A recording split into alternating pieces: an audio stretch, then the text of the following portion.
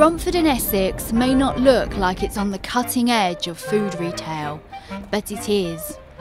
What's going on in this town on the outskirts of London is a microcosm of what is happening in food retail across the UK. At Aldi, shoppers have been filling up their baskets. Why do you shop at Aldi? Because it's cheaper and it's good stuff, you know, it's quality stuff. You know, not brand names, but you've got to try them and sort them out. Where did you used to shop? Tesco mainly, but I've saved about £40 a week coming in here. Save loads. Do you still go to Tesco? Or No. Well, only for some things, like some things you can't get, like brown pasta and brown rice, stuff like that. So I'll go there just to buy the stuff that I need, but otherwise I get everything else out of Aldi. You've obviously been in Aldi.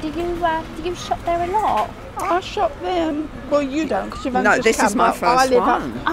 What did you think? Great. What did you like about it? Everything, really. Yes, they're very, very good prices and nice products, and a lot of things are cheaper than, you know, say in Sainsbury's, Tesco, places like that. No, I'm impressed. Where do you normally shop? I normally shop in a Sainsbury's for where I live. As well as Aldi, there's a lot of choice for grocery shoppers in Romford. There's Iceland next door and a host of discount chains on the high street. Just a short walk away, in the shopping centre, there's a new food department in BHS. And down the road, there's a Tesco Express and a Lidl. The supermarket where we have all shopped for the past 50 years is under pressure from all fronts. At the bottom end of the market, the discounters are nibbling away with their no-frills approach.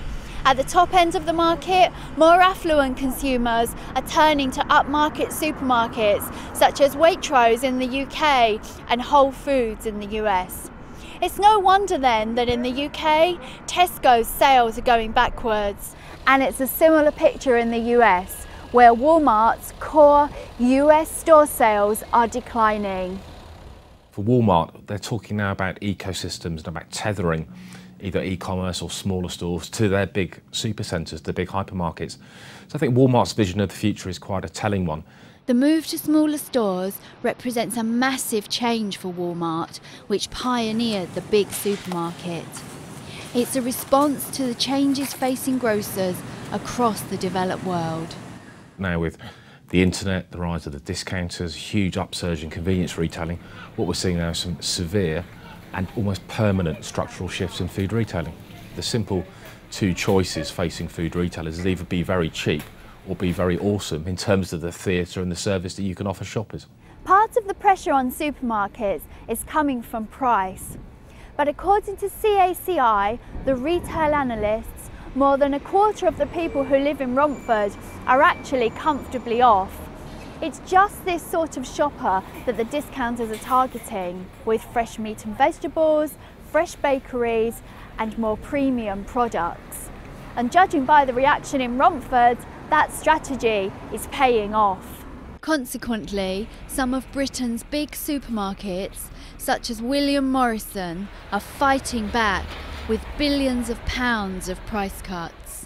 Price is critical so that you can get closer to the discounters in order for customers to reappraise your entire proposition. So price isn't the only thing, but if you're not close enough on price, customers will overlook the rest of your points of difference. In our case, it would be our vertically integrated supply chain, the fact that we've got more manufacturing facilities than anybody else, our own butchers, bakers, fishmongers, cheesemongers in our stores. But price is a critical first step. The need for convenience is also putting pressure on supermarkets.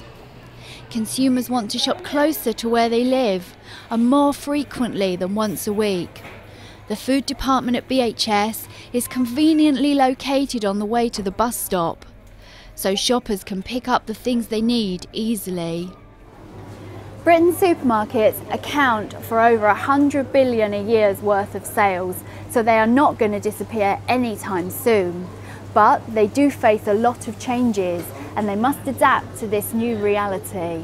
This is Andrea Felsted, Financial Times in Romford.